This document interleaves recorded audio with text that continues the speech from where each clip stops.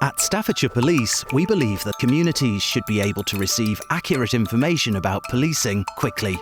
And that's why we use Staffordshire Smart Alert, so residents and businesses can engage with us directly.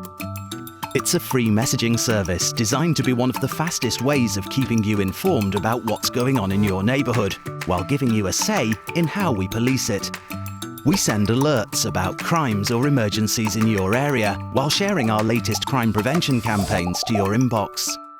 If email doesn't work for you, we can send alerts by text or phone, tailoring your alerts so you only find out about what's happening in the areas that matter to you.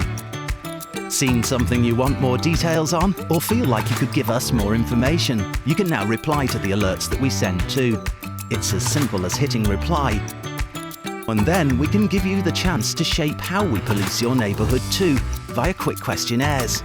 So if there's an antisocial behaviour problem, or if you feel concerned about the number of vehicle break-ins or burglaries, you can tell us, and we can use that information to update what we do and how we direct our resources to tackling those issues.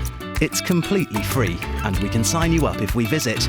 Or if we miss you, we can leave a leaflet telling you about the service and how to sign up.